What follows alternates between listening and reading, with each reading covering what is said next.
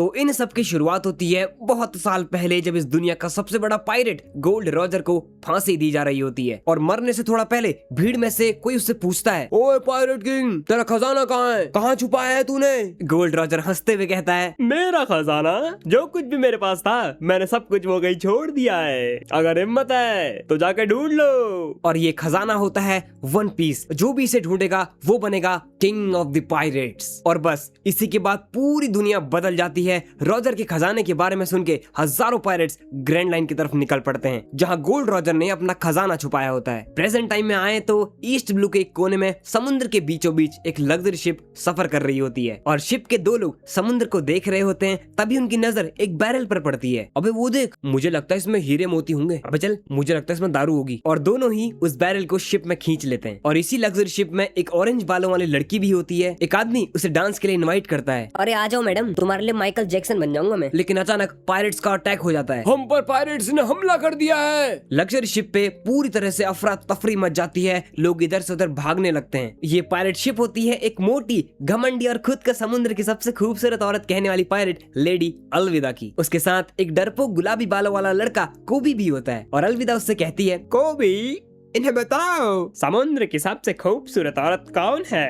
और डर के मारे कोबी बोलता है, आप लेडी अलविदा। और सभी पायरेट्स लग्जरी शिप पर चढ़ जाते हैं, लेकिन कोबी थोड़ा सा डर रहा होता है। तो लेडी अलविदा कोबी को जोर से लात मारकर शिप पर फेंक देती हैं। और इस पूरे अफरा तफरी का फायदा उठाकर ऑरेंज बालों वाली लड़की चुपके से अलविदा के पायरेट शिप पर चढ़ जाती है। एक पायरेट उसे देख लेता है, अरे ओ फुलझड़ी, कहाँ चली? लेकिन वो उसके मेन पार्ट में लात मार देती है और शिप के अंदर घुस जाती है। यहीं पर कोबी उस बैरल को देखता है जो उन दो लोगों ने समुद्र से उठाया था। और कोबी सोचता है शायद इस बैरल के अंदर शराब होंगी। और मनी मन सोचता है, अगर ये शराब मैंने लेडी अलविदा को दे दी तो शायद वो मुझ पर मेहरबान हो जाए। इसी सोच के साथ कोबी बैरल को लेडी अलविदा के पास ले जाता है। लेकिन रास्ते में अलविदा के 3 पायरेट्स उसके सामने आ जाते हैं। ए डबल बैटरी, इसे कहाँ लेके जा रहा है? ला चल हमें दे। उनमें से एक पायरेट कहता है, इसे मैं अपने अंदाज में खोलूंगा। वो पंच मारने ही वाला होता है, बैरल टूट जाता है। वो लड़का उठते ही उस पायरेट को मुक्का मार देता है और बोलता है, बहुत अच्छी नींद आई, पर अब भूख लग रही है। ये स्ट्रॉ हैट वाला लड़का होता है मंकी डी लूफी। अरे ये भाई साहब ऐसे क्यों लेटे हैं? तूने हमारे बॉस को कैसे मारा? लेकिन लूफी उन्हें पूरी तरह इग्नोर कर देता है और कोबी से पूछता है, कुछ खाने को मिलेगा क्या? पायरेट्स गुस्सा हो जाते हैं और तलवारों से लूफी पर अटैक करने लग जाते हैं। और लूफी एक ही सेकंड के अंदर उन सब की तलवारें तोड़ देता है। और डर के मारे वो अपने साथी पायरेट्स को घसीटते हुए लेडी अलविदा के पास चले जाते हैं। लूफी और कोबी खाने की तलाश में बेसमेंट में चले जाते हैं। कोबी उससे पूछता है, तुम कौन हो और यहाँ कैसे आए? मैं लूफी हूँ और मैं बनूंगा किंग ऑफ द पायरेट। ये सुनकर कोबी शॉक हो जाता है। तुम जानते भी हो किंग ऑफ द पायरेट का मतलब क्या होता है? जो दुनिया का सबसे बड़ा खजाना वन पीस को ढूंढेगा वही कहलाएगा किंग ऑफ द पायरेट। और लूफी कोबी के सर पर टपली मारकर कहता है, तुमने सुना मैंने क्या कहा? मैं मंकी डी लूफी बनूंगा किंग ऑफ द पायरेट, चाहे इस सपने के लिए मुझे मरना ही क्यों न पड़े। लूफी की बातों से इंस्पायर होकर कोबी बोलता है, मेरा एक सपना है, एक दिन मैं ऑनरेबल नेवी ऑफिसर बनूं और अलविदा जैसी बुरी पायरेट को पकड़ूं। तभी अलविदा वहां आ जाती है और कोबी की बातें सुन लेती है। अच्छा डबल बैटरी, तू मुझे पकड़ेगा और तुम दोनों क्या साथ में काम करते हो? अलविदा लूफी को देखकर कहती है, तू मुझे पायरेट हंटर जोरो तो नहीं लगता, फिर कौन है तू? लूफी अलविदा को देख के कहता है, अबे ये कौन है बदसूरत मोटी? ये सुन के सारे पायरेट्स शॉक हो जाते हैं और लूफी कोबी को लेके बाहर निकलता है और रास्ते में कई पायरेट्स को मार देता है। और बहुत सारे पायरेट्स मिलके लूफी पर अटैक करते हैं। लेकिन तभी लूफी एक पोल पकड़ के अपना हाथ बहुत दूर तक खींचता है, बिल्कुल रबर बैंड जैसे, और चिल्लाता है, गम गम रॉकेट। और सारे पायरेट्स हवा में उड़ जाते हैं। ये देख के अलविदा उससे कहती है, तूने डेविल फ्रूट खाया है, तू स्किल्ड भी है क्या? तू एक पायरेट हंटर है? नहीं, मैं एक पायरेट हूँ। अकेले? हाँ अभी तो एक ही हूँ, लेकिन फ्यूचर में पूरे 10 मेंबर्स का क्रू बनाऊंगा। फिर तो हम दुश्मन हुए। और ये सब देखकर कोबी काफी डर रहा होता है, लेकिन वो पहली बार सच बोलता है, तुम एक बुरी पायरेट हो, बदसूरत, मोटी, घमंडी औरत। मैं नेवी में ऑफिसर बनना चाहता हूँ ताकि तुम जैसी बुरी पायरेट को पकड़ सकूं। और सबके सामने अलविदा की बेइज्जती हो जाती है। लूफी जोर जोर से हंसने लगता है और अलविदा को एक जोर का मुक्का उसके पेट में मारता है और वो सीधा 7 समुंदर पार जाके गिरती है। तभी पास में नेवी आ जाती है और डर के मारे बचे हुए लोग लूफी को एक छोटी बोट दे देते हैं। इसी दौरान वो ऑरेंज बालों वाली लड़की भी अलविदा के शिप से सामान चुराकर अपनी छोटी बोट में निकल रही होती है, लेकिन लूफी उसे देख लेता है। खुले आसमान के नीचे लूफी और कोबी अपनी बोट में बातचीत कर रहे होते हैं। कोबी उससे कहता है, लूफी सर, तुम वन पीस के लिए ग्रैंड लाइन जा रहे हो? तुम जानते हो ना उस जगह को पायरेट्स का कब्रिस्तान कहते हैं। लूफी कहता है मुझे फर्क नहीं पड़ता। अच्छा ये सब छोड़ो, तुम किसी पायरेट हंटर की बात कर रहे थे, वो कौन है? वो नेवी बेस में अरेस्टेड है और उसका नाम रोरोनोआ ज़ोरो है। लूफी कहता है मैं उसे अपने क्रू में रखना चाहता हूँ, चलो नेवी बेस चलते हैं। अभी ये मरवाएगा मुझे। अब लूफी और कोबी दोनों नेवी बेस सिटी पहुंच चुके होते हैं और जैसे ही लूफी शहर में एंटर करता है वो जोर जोर से चिल्लाता है, जोरो, ओए जोरो, मैं कहाँ है तू यही है ना? और फिर क्या था, बस इतना सुनते ही शहर के लोग फ्रीज हो जाते हैं, सबके चेहरे पर डर छा जाता है। कोबी बोलता है हाँ ज़ोरो यही है, पर उसे कैप्टन मॉर्गन ने कैद कर रखा है। और कैप्टन मॉर्गन का नाम सुनते ही लोग और भी ज्यादा डर जाते हैं। ज़ोरो से तो डर समझ में आता है, पर ये लोग कैप्टन मॉर्गन के नाम पे क्यों कांप रहे हैं? लूफी इधर से जोरो को ढूंढता है और तब उसकी नजर पड़ती है एक जगह पर। एक आदमी खुले आसमान के नीचे बंधा हुआ, हाथ बंधे हुए और चेहरा बिल्कुल निडर, और ये है पायरेट हंटर रोरोनोआ ज़ोरो। और ज़ोरो लूफी को देखकर कहता है निकल लो यहाँ से बेवकूफो। और तभी वहाँ एक छोटी सी लड़की सीढ़ी लगाकर ऊपर आ जाती है जिसका नाम होता है रिका। उसके हाथ में 2 राइस बॉल्स होती हैं। वो सोचती है कि ज़ोरो भूखा होगा और राइस बॉल्स ज़ोरो के पास ले आती है। ज़ोरो थोड़ा उससे गुस्से में बोलता है तो यहाँ क्यों आई, मैं नहीं खाऊंगा कुछ भी। और तभी वहाँ कुछ नेवी के ऑफिसर्स आ जाते हैं और उनके साथ एक अमीर बाप की बिगड़ी औलाद आ जाती है। ये हेलमेप्पो है। हेलमेप्पो वहाँ आकर रिका की राइस बॉल्स को खाता है और बोलता है बहुत मीठा है, बेकार, छी, बेकार खाना, और जानबूझकर उन्हें जमीन पर फेंक देता है। और ये राइस बॉल्स रिका ने पहली बार खुद बनाई होती हैं। वो रिका को धमकाता है जो भी ज़ोरो की मदद करेगा उसे मार दिया जाएगा, तुम्हें पता है मेरा बाप कौन है? लूफी कोबी से पूछता है इसका बाप? कोबी धीरे से लूफी को बताता है अरे लूफी, ये कैप्टन मॉर्गन का बेटा है। एक नेवी ऑफिसर रिका को दीवार से बाहर फेंक देता है, लेकिन तभी लूफी अपने लचीले शरीर से हवा में ही रिका को कैच कर लेता है और फिर नेवी वाले वहां से चले जाते हैं। उनके जाने के बाद लूफी ज़ोरो के पास आता है, गिरे हुए राइस बॉल्स को उठाता है। चावल में मिट्टी लगी होती है पर फिर भी ज़ोरो उन्हें चुपचाप खा लेता है। लूफी ये सब देखता है और जाके रिका को बताता है उसने तुम्हारा सारा खाना खा लिया और बोला बहुत टेस्टी है। लूफी, कोबी और रिका बातचीत कर रहे होते हैं और लूफी सोचता है क्या ये बंदा सच में बुरा है? रिका बोलती है नहीं, ये सब हेलमेप्पो की गलती है। हेलमेप्पो एक दिन हमारे रेस्टोरेंट में आया अपने कुत्ते के साथ और सबको परेशान कर रहा था, तो ज़ोरो भैया ने गुस्से में हेलमेप्पो को घुसा मार दिया।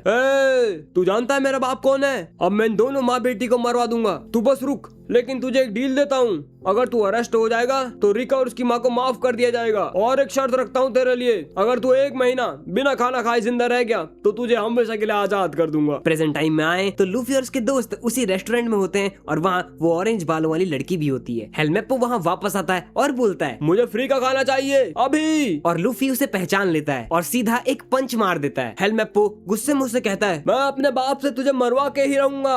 और ज़ोरो की फ्री होने में अब सिर्फ 10 दिन बचे हैं और बंधा हुआ ज़ोरो अपने पास्ट को याद करता है और खुद से कहता है मैं अभी नहीं मर सकता। लूफी वापस ज़ोरो के पास आता है और बोलता है ओए ज़ोरो, मेरे क्रू में आजा। ज़ोरो मना करता है और कहता है पायरेट्स बेकार होते हैं। लूफी उससे बोलता है हाँ वैसे भी तू दुनिया की नजर में ऑलरेडी खराब है, तो इससे बढ़िया आजा मेरे क्रू में। और ज़ोरो उससे कहता है अगर तू मेरी तलवारें ला सकता है तो शायद बात बने। और ये तलवारें हेलमेप्पो ने कहीं छुपाई हैं। लूफी कहता है मैं लाऊंगा और फिर तू मेरे क्रू में आएगा। उसी वक्त कैप्टन मॉर्गन अपना स्टैचू बनवा रहा होता है। लूफी ये देख के अचानक गम गम रॉकेट का यूज करता है और स्टैचू के साथ बंधी रोप खींच के स्टैचू ही तोड़ देता है। लूफी हेलमेप्पो को पकड़ के वहाँ से भाग जाता है। मॉर्गन गुस्से में पूरी नेवी को ऑर्डर देता है उस पायरेट को पकड़ लो, बच के न जाना पाए। और पूरी नेवी लूफी का पीछा करती है। लूफी हेलमेप्पो से पूछता है कि बता ज़ोरो की तलवारें कहाँ हैं? अबे जब तू मुझे घसीटना बंद करेगा तभी तो बताऊंगा। ओके चल अब बता। ज़ोरो की तलवारें पीछे वाले कमरे में हैं। लेकिन तभी वहाँ पीछे कुछ ऑफिसर्स आ जाते हैं, लेकिन लूफी हेलमेप्पो को बकरा बनाकर कमरे में घुस जाता है। कमरे में 3 तलवारें पड़ी होती हैं। लूफी सोचता है कौन सी वाली होगी इसकी, चलो एक काम करते तीनों ही ले जाते हैं। उधर को भी ज़ोरो को फ्री करने की कोशिश करता है पर ज़ोरो उसे रोक देता है। अरे मेरे सिर्फ 10 दिन बचे हैं फ्री होने में। हेलमेप्पो गद्दार है, ये लोग तुझे कल मारने वाले हैं। लेकिन तभी कैप्टन मॉर्गन अपने ऑफिसर्स के साथ वहां आ जाता है और ज़ोरो पर फायरिंग का ऑर्डर दे देता है। गोलियां चलती हैं और अचानक लूफी बीच में आ जाता है और सारी बुलेट्स उसके रबर जैसे शरीर में टकराकर वापस उड़ जाती हैं। और ज़ोरो आंखें फाड़ के देखता है और कहता है अबे तू कौन है भाई? मैं हूँ मंकी डी लूफी और मैं किंग ऑफ द पायरेट बनूंगा। अबे पागल हो गया तू, दिमाग खराब हो गया तेरा? ज़ोरो उसे देखकर कहता है यहाँ बंधे रहने से अच्छा है मैं तेरे क्रू में आ जाऊंगा। हुर्रे! ये हुई ना मर्दों वाली बात। और जोरो क्रू में आ गया, जोरो क्रू में आ गया, जोरो क्रू में आ गया। अबे चुप हो जा लूफी, पीछे देख। ये सब देख के कैप्टन मॉर्गन समझ जाता है कि लूफी ने डेविल फ्रूट खाया है। और डेविल फ्रूट्स ऐसे फ्रूट्स होते हैं जिन्हें खाने के बाद इंसान को स्पेशल पावर्स मिलती हैं। किसी को आग की पावर, किसी को सुनामी लाने की पावर। लूफी ने भी वो डेविल फ्रूट खाया है जिसकी वजह से इसकी बॉडी रबर जैसी हो गई है। और डेविल फ्रूट्स के सारे राज ग्रैंड लाइन में छुपे हुए हैं। लूफी जोरो की बंधी हुई रस्सी खोलने लगता है पर वो खुलती ही नहीं। अबे क्या कर रहा है लूफी, जल्दी कर। तभी वहाँ नेवी के ऑफिसर्स उन पर हमला कर देते हैं। मुझे बस मेरी तलवारें दे दो, बाकी मैं संभाल लूंगा। और फिर जोरो अपनी तलवारों से नेवी ऑफिसर्स का अटैक रोक देता है। वो लूफी से कहता है, मैं तुम्हारा क्रू ज्वाइन करूंगा, लेकिन मेरा एक सपना है, इस दुनिया का सबसे महान तलवारबाज बनना। अरे वाह, ये तो और भी अच्छी बात है। किंग ऑफ द पायरेट को एक महान तलवारबाज चाहिए था। लूफी और जोरो मिलकर सब नेवी वालों को हरा देते हैं और अब बचा होता है कैप्टन मॉर्गन। और अब लूफी वर्सेस मॉर्गन की फाइट शुरू हो जाती है। लेकिन इसी बीच हेलमेप्पो कोबी को हॉस्टेज बना लेता है और लूफी को धमकाता है, पीछे हट जाओ वरना मैं इसे मार डालूंगा। कोबी, जो कि अब लूफी से इंस्पायर हो चुका है, जोर से बोलता है, लूफी तुम मेरी चिंता बिल्कुल मत करो, मैं मरने के लिए भी तैयार हूँ। अबे लगता है इसका दिमाग सटिया गया है, ये सब बातें सुनने में अच्छी लगती हैं। अभी तो तेरी शादी भी नहीं हुई। और लूफी हेलमेप्पो को एक घूसा मार के उड़ा देता है और जोरो पीछे जाके मॉर्गन को मार देता है। जो नेवी ऑफिसर्स अब तक मॉर्गन के डर में जी रहे थे वो सब आजाद हो जाते हैं और पहली बार खुशी महसूस करते हैं। जोरो ने कई दिन से कुछ नहीं खाया था तो वो थक कर गिर जाता है और बोलता है, भाई बहुत भूख लगी है यार। उधर ऑरेंज बालों वाली लड़की मॉर्गन के ऑफिस के अंदर कुछ ढूंढ रही होती है। उसे एक स्पेशल तिजोरी दिखती है जहाँ ग्रैंड लाइन का मैप होना चाहिए था, लेकिन मैप की जगह एक लेटर होता है जिस पर लिखा होता है, मैं मैप ले गया हूँ, आपका प्यारा बगी। लूफी, जोरो और बाकी सब रिका के रेस्टोरेंट में खाना खा रहे होते हैं। अब आप कहाँ जाओगे? लूफी कहता है, ग्रैंड लाइन। और कोबी ग्रैंड लाइन का मतलब समझाता है, हमारी दुनिया में 2 ओशियंस है, इन दोनों को सेपरेट करता है रेड लाइन, और रेड लाइन को जो परपेंडिकुलर काट कर जाती है उसे कहते हैं ग्रैंड लाइन। गोल्ड रॉजर ने वन पीस ग्रैंड लाइन के एंड में कहीं छुपाया था। इस जगह को पायरेट्स का कब्रिस्तान भी कहते हैं क्योंकि यहाँ बहुत भयानक लड़ाई होती है। जाने का वक्त आ जाता है। लूफी कोबी से पूछता है, तो पहले अलविदा पायरेट्स के साथ था, क्या नेवी वाले तुझे एक्सेप्ट करेंगे? तभी बचे हुए नेवी ऑफिसर्स वहाँ आते हैं और बोलते हैं, तुम पायरेट्स हो, क्या ये बात सच है? लेकिन तुम लोगों ने हमारी मदद की है, इसीलिए हम तुम्हें अरेस्ट नहीं करेंगे, बस तुम ये शहर छोड़कर चले जाओ। लूफी और जोरो जाने लगते हैं। वो नेवी ऑफिसर्स उनसे पूछता है, क्या ये भी तुम्हारे साथ है? और लूफी कोबी को उकसाता है, उसके साथ फाइट करने लगता है ताकि उन लोगों को लगे कि कोबी इनके क्रू का नहीं है। और खूब हाथापाई करने के बाद कैप्टन उन्हें बोलता है, बस बहुत हुआ, बच्चे को परेशान करना बंद करो। और ये सब लूफी ने कोबी के लिए किया होता है। कोबी हिम्मत करके नेवी कैप्टन से कहता है, मैं नेवी ज्वाइन करना चाहता हूँ और इसके लिए चाहे मुझे झाड़ू पोछा बर्तन कपड़े ही क्यों न धोने पड़े। हाँ ठीक है, कपड़े धोने के काम तो आएगा, चलो। और वो नेवी में ज्वाइन हो जाता है। जोरो और लूफी अपनी नाव के लिए रवाना होते हैं और सभी गुड बाय कहते हैं, रिका, शहर के लोग, नेवी ऑफिसर्स। और तभी वो ऑरेंज बालों वाली लड़की ग्रैंड लाइन के मैप के लिए बगी के पास निकल रही होती है और लूफी और जोरो भी अपनी जर्नी के लिए निकल जाते हैं। जोरो उससे आधे रास्ते में पूछता है, तो किंग ऑफ द पायरेट बनने के लिए इतना बेचैन क्यों है? मैंने एक खास इंसान से वादा किया था कि मैं बनूंगा किंग ऑफ द पायरेट। ये स्ट्रॉ हेड देख रहे हो, ये उसी वादे की एक निशानी है।